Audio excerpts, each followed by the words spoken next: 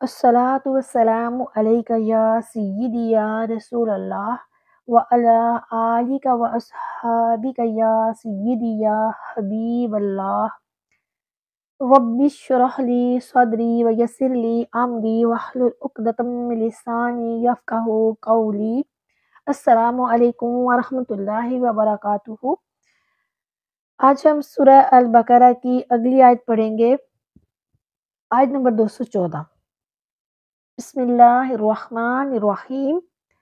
अम हसिबतुम, या गुमान कर रखा है तुमने, तदखुलू, कि तुम दाखिल हो जाओगे, अल जन्नत, जन्नत में, वलम्मा, हालांकि अभी नहीं, यअतिकुम मसलुल लज़ीना, आए तुम पर उन लोगों की मानिंद हालात, खलऊ में कबलिकुम, गुजर चुके तुमसे पहले, मस्सत हुमुल बअसाउ, पहुंची उनको तंगदस्ती, वद्दर्राउ, और तकलीफ, वजुलजिलू, और वो बुरी तरह हिलाए गए, हत्ता यकुलुर रसूल, यहाँ तक कि कह उठे रसूल, वल्लज़ीना, और वो लोग जो आमनू, ईमान लाए, माअहू, साथ उसके, मता नसरुल्लाह, कब मदद अल्लाह की, अला, सुन लो, न, यकीनन, नसरुल्लाही, अल्लाह की मदद करीब, करीब है। इस आयत का बामुहावरा तर्जुमा है, क्या तुमने ये गुमान कर लिया है कि तुम जन्नत में दाखिल हो जाओगे, हालांकि अभी तुम पर ऐसी आजमाइशें नहीं आईं जो तुमसे पहले लोगों पर आई थी। उन पर आफतें और मुसीबतें पहुंचती और वो इस कदर हिला दिए गए कि उस वक्त के रसूल और उसके साथ ईमान वाले पुकार उठे कि अल्लाह की मदद कब आएगी। तो सुन लो, यकीनन अल्लाह की मदद अनकरीब आएगी। इस आयत का पिछली आयतों से चंद तरह का ताल्लुक बनता है, और वो क्या है कि पिछली आयत में फरमाया गया था अल्लाह जिसे चाहे हदायत दे, और अब हदायत लेने का तरीका बताया जा रहा है। उसके लेने के लिए सख्त मुसीबतें और तकलीफ़ें बर्दाश्त करना पड़ती हैं, ये मुफ्त में नहीं मिल जाती। पिछली आयत में फरमाया गया था कि दुनिया से इख्तलाफ मिटाने के लिए मुसलमानों को कुरान मजीद अता फरमाया गया और उन्हें सबसे अफजल और आला बनाया गया। अब फरमाया जा रहा है कि अब मुसलमानों, तुम इस दीनी फजीलत के बरकरार रखने के लिए सख्त मुसीबतें और मुशक्क़तें झेलने पर आमादा हो जाओ, क्योंकि दुनिया की इस्लाह आसान नहीं है। पिछली आयत में फरमाया गया था कि गुमराहों की गुमराही और उनके झगड़े फसाद हमेशा से होते चले आए हैं, अब नए नहीं हैं। अब फरमाया जा रहा है कि अल्लाह वालों की इस्तकामत और दीन हक की तबलीग के लिए कोशिश और मुखालिफिन के मुकाबले में सब्र भी हमेशा ही से होते रहे, ऐसा ना हो कि तुम इन सिफात में इनसे पीछे रह जाओ।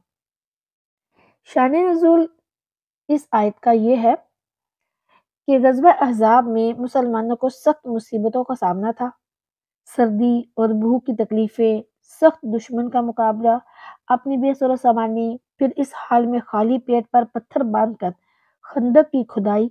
मुमकिन था कि मुसलमान दिल छोड़ जाते।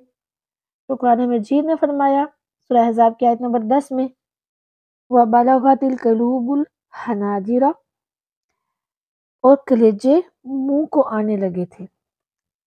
खुद मदीना मुनव्वरा में यहूद व नसारा और मुनाफिकीन की जोश भी थी। तो इस मौके पर ये आयत करीमा है, ये वाली जो आयत करीमा है, ये नाजिल हुई, जिसमें मुसलमानों को गुज़श्ता लोगों के वाक़यात सुनाकर सब्र दिलाया गया। हज़रत अब्दुल्ला इब्न अब्बास रज़ियल्लाहु ताला अन्हु फरमाते हैं कि जब महाजिरीन अपना घर बार माल दौलत मुशरिकीन के कब्ज़े में छोड़कर मदीना मुनव्वरा पहुँचे, तो यहाँ यहूद ने ज़ाहिर और खुफिया अदावतें शुरू कर दी और हर तरह उन्हें ईज़ाएं पहुँचाई। तो मुसलमानों को एक तो घर भर छोड़ने का सदमा था और दूसरे ये गम था। तो इस पर ये आयत करीमा जो है वो नाज़िल की गई कि राह खुदा में मुसीबतें बर्दाश्त करना ये अल्लाह वालों का काम है। खुलासा तफसीर ये है कि इस आयत में फरमाया जा रहा है कि ए मुसलमानों, क्या तुमने ये समझ रखा है कि जन्नत जैसी आला नेमत यूं ही बगैर मेहनत के तुम हासिल कर लोगे? अब तक तुम पर वो मुसीबतें नहीं आई जो कि तुमसे पहले लोगों पर आ चुकी हैं। यानी कि मुसलमानों से कहा जा रहा है کہ جنت جیسی اعلیٰ نعمت اور وہ بلند درجات، اللہ کا قرب، وہ سب کچھ ایسے ہی نہیں مل جاتا۔ اللہ تعالیٰ فرما رہا ہے کہ بغیر محنت کے تم کیسے حاصل کر سکتے ہو، کہ اب تک تم پر وہ مصیبتیں نہیں آئیں جو تم سے پہلے لوگوں پر آئی ہیں، اور تم تو ان سے اعلیٰ ہو، تو تمہیں چاہیے کہ صبر کا اچھا نمونہ پیش کرو اور کسی وصف میں ان سے پیچھے نہ رہو جو گزرے ہوئے لوگ ہیں۔ انہیں تو اندرونی بیرونی مصیبتیں اور تکلیفیں بہت پہنچی اور انہیں ہلا ہلا ڈالا گیا اور بار بار سخت مصیبتوں کا سامنا ہوا، اور شدت کی انتہا اس حد تک پہنچی کہ ان امتوں کے جو رسول تھے اور ان کے فرما بردار مومن تھے وہ بھی طلب مدد میں جلدی کرنے لگے اور بے قرار ہو کر پکار اٹھے کہ مولا اب تیری مدد کب پہنچے گی، کب؟ یعنی کہ اتنی زیادہ تکلیفیں آئیں کہ جو رسول تھے اور ان کے جو ساتھی تھے جو مومن تھے اس وقت، تو وہ بھی بلبلا اٹھے، بے قرار ہو گئے اور بے قرار ہو کر کہا اللہ تعالیٰ سے کہ اے اللہ تیری مدد کب آئے گی اور اس سے بڑھ کر اور کون سی مصیبت آئے گی۔ حالانکہ رسول بڑے صابر ہوتے ہیں اور ان کے ساتھی بھی بہت صابر ہوتے ہیں، تو باوجود اس کے انتہائی مصیبتوں کے وہ لوگ اپنے دین پر قائم رہے، یعنی اتنی مصیبتیں آئیں لیکن پھر بھی وہ لوگ اپنے دین سے بھی بالکل بھی پیچھے نہیں ہٹے، اس پر قائم رہے اور دنیا کی کوئی مصیبت ان کا حال نہیں بدل سکی۔ تو جب وہ اپنے دین پر بالکل کاربند رہے، بالکل قائم رہے، تب انہیں تسلی اور خوشخبری دی گئی کہ مت گھبراؤ، رب کی مدد قریب ہے، ان حالات کو دیکھو اور صبر اختیار کرو۔ بخاری شریف کی روایت ہے کہ حضرت خباب ابن ارت رضی اللہ تعالیٰ عنہ سے مروی ہے کہ ایک مرتبہ حضور نبی کریم صلی اللہ علیہ وآلہ وسلم خانہ کعبہ کے سائے میں چادر مبارک تکیہ لگائے تشریف فرما تھے۔ ہم نے حضور نبی کریم صلی اللہ علیہ وآلہ وسلم سے اپنی مصیبتوں کی شکایت کی اور عرض کیا کہ حضور صلی اللہ علیہ وآلہ وسلم ہمارے لیے دعا کیوں نہیں فرماتے؟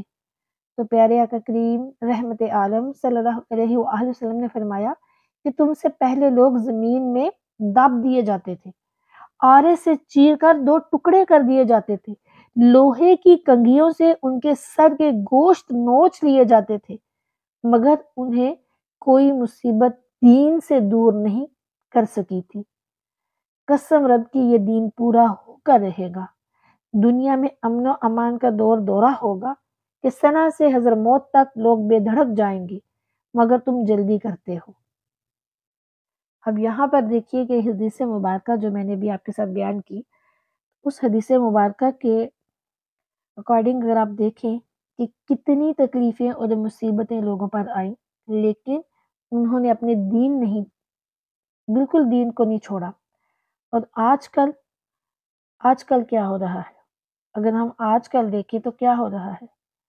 اب دیکھیے کہ صحابہ کرام رضوان اللہ علیہم اجمعین جو ہیں انہوں نے استقامت اور صبر کی مثالیں قائم فرما دی کہ جیسے نبی کریم صلی اللہ علیہ وآلہ وسلم پیغمبروں کے سردار ہیں، ویسے ہی پیارے کریم صلی اللہ علیہ وآلہ وسلم کے صحابہ کرام اصحاب انبیاء کرام علیہم السلام کے سردار ہیں۔ اگر ان کی صبر اور استقامت دیکھنی ہے تو پھر تاریخ کا مطالعہ کرنا پڑے گا، کتابیں بھری پڑی ہیں، دیکھیے قرآن مجید میں بھی بہت جگہوں پر ذکر آیا ہے صحابہ کرام کا، احادیث میں بھی ہے، روایات بھی ہیں، تو پڑھیے تاکہ پتہ چلے کہ صحابہ کرام نے کیسی کیسی تکلیفیں برداشت کی۔ دیکھ لے اٹھا کے حضرت بلال حبشی رضی اللہ تعالیٰ عنہ کے بارے میں کہ کتنی تکلیفیں برداشت کی اور گرم ریتوں پر لٹایا گیا، سینے پر بھاری پتھر رکھے گئے، لیکن پھر بھی ان کی زبان سے عہد ہی نکلا، انہوں نے دین کو نہیں چھوڑا۔ حضرت عثمان غنی رضی اللہ تعالیٰ عنہ کے بارے میں کتنے دن ان کو ان کے گھر میں نظر بند رکھا گیا اور پیاسا رکھا گیا اور پھر اسی حالت میں ان کو شہید کیا گیا، اور ان کی شہادت کتنی دردناک ہے۔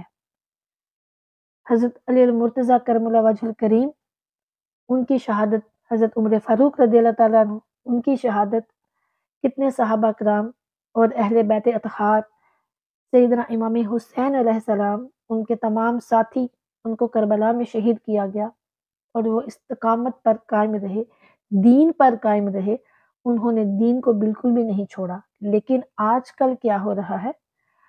آج کل ہم نے دین کو بزنس بنا لیا ہے. کیا ہم یہ سب بھول گئے ہیں کہ ہم قرآن نہیں پڑھتے؟ یقیناً نہیں پڑھتے. اگر ہم قرآن پڑھیں، احادیث پڑھیں اور صحابہ کرام کی زندگیوں کو پڑھیں تو ہمیں پتہ چلے کہ ہمارا دین کیا ہے، وہ ہمیں کیا کہہ رہا ہے اور ہم نے کرنا کیا ہے.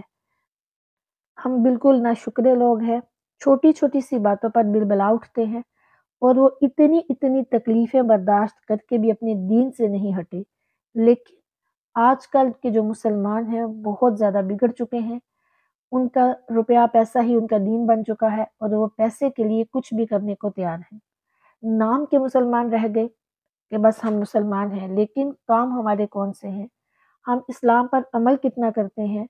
اسلام ہمیں کہہ کیا رہا ہے یہ ہمیں معلوم ہی نہیں. ہاں، اگر ہمیں معلوم بھی ہے تو پھر کیا ہوا؟ ہم کہتے ہیں اچھا ٹھیک ہے، کر لیں گے عمل، دیکھی جائے گی. لیکن فی الحال ہماری جو ریکوائرمنٹس ہیں وہ پوری ہونی چاہیے. ہم جو کہہ رہے ہیں ویسے ہی ہونا چاہیے. اور جتنے دھوکے اور فراڈ ہم لوگوں میں ہیں شاید ہی کسی میں ہو، اور کتنی بے حیائی ہم لوگوں میں ہے شاید ہی کہیں اور ہو.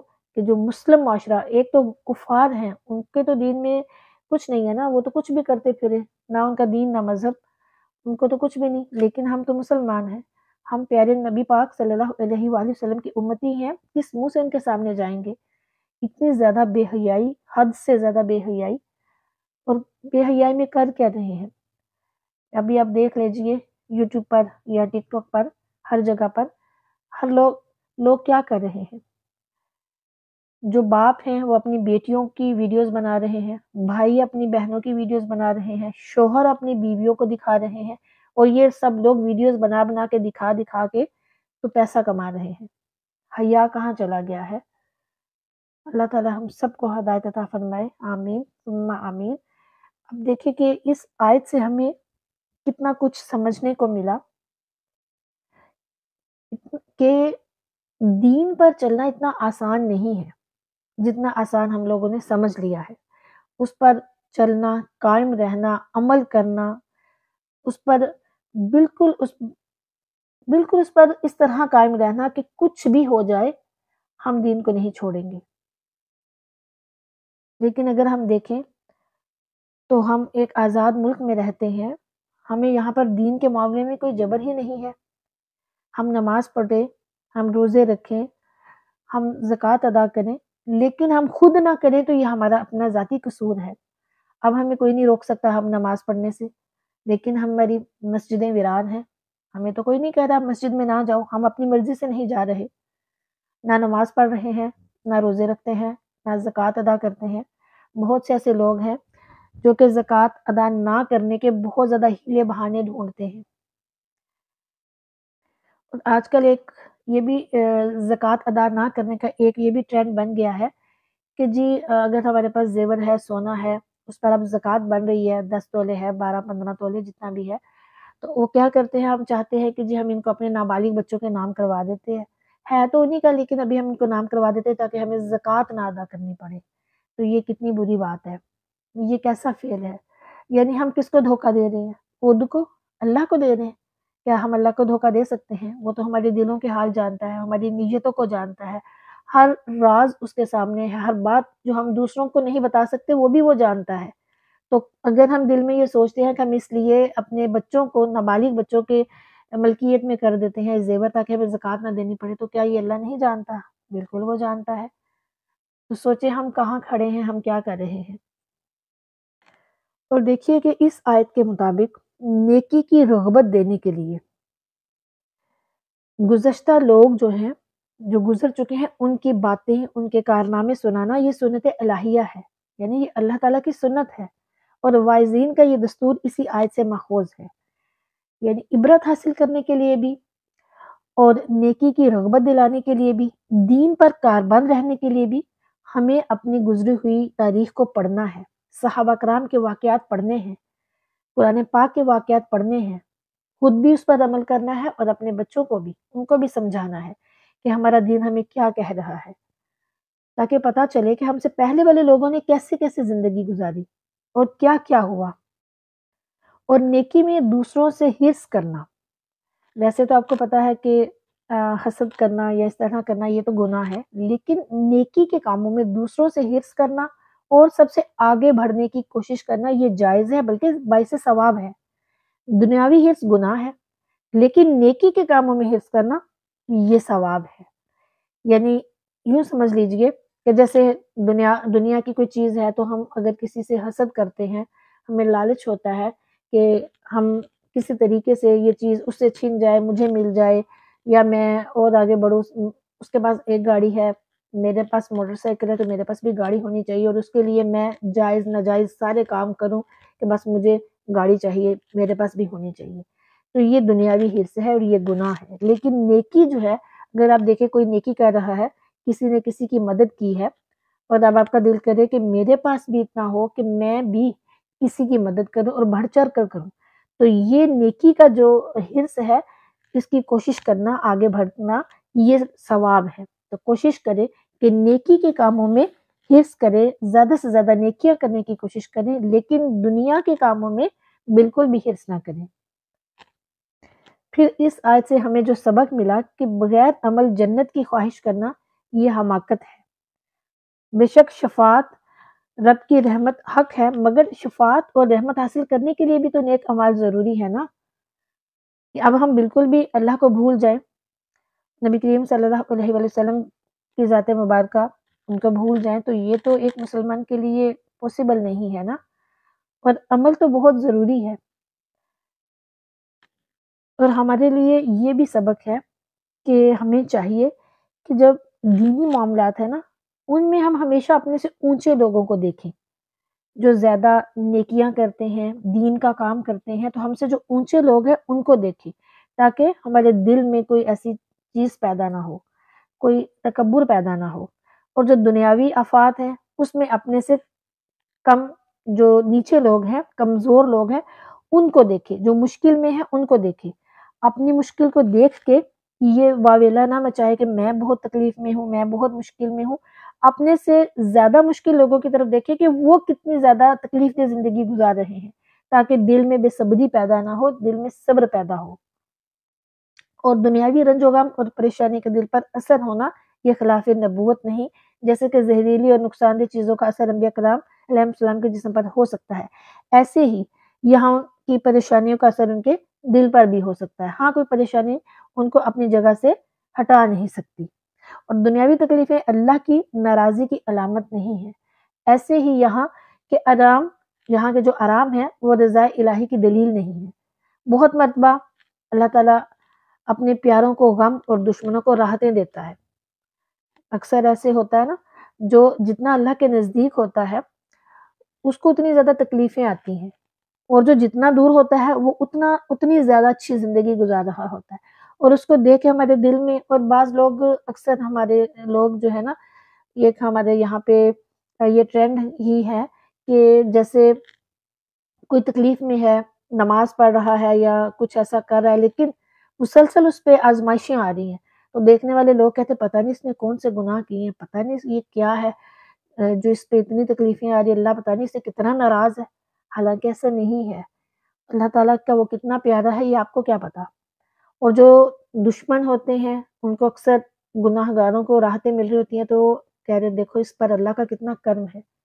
حالانکہ دونوں آزمائش میں ہیں، یعنی جس کو تکلیفیں مل رہی ہیں، غم مل رہی ہے، وہ بھی آزمائش میں ہے، اور جس کو راحتیں مل رہی ہیں وہ بھی آزمائش میں ہے۔ اب اللہ تعالیٰ دونوں کو ہی آزما رہا ہے کہ وہ تکلیف میں رہ کر میرا کتنا شکر ادا کر رہا ہے، اور وہ راحت میں رہ کے میرا کتنا شکر ادا کر رہا ہے۔ یہ دونوں کی آزمائش چل رہی ہوتی ہے، اور اس میں وہی کامیاب ہوتا ہے جو اللہ کا شکر ادا کرتا ہے۔ اللہ تعالیٰ سے دعا ہے کہ وہ ہمیں آزمائشوں والی زندگی سے بچائے، ہمیں عافیت والی زندگی عطا فرمائے، دنیا میں بھی عافیت عطا فرمائے اور آخرت میں بھی عافیت عطا فرمائے، آمین۔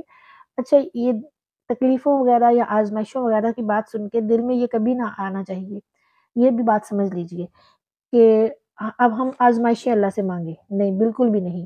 ہمیشہ اللہ تعالیٰ سے عافیت کا سوال کریں، اللہ تعالیٰ سے سکون کا سوال کریں۔ وہ رب رحیم ہے، کریم ہے، وہ جو چاہے کر سکتا ہے، سب کچھ عطا کر سکتا ہے۔ اب صوفیہ کرام اس آیت کی تفسیر میں کیا فرماتے ہیں؟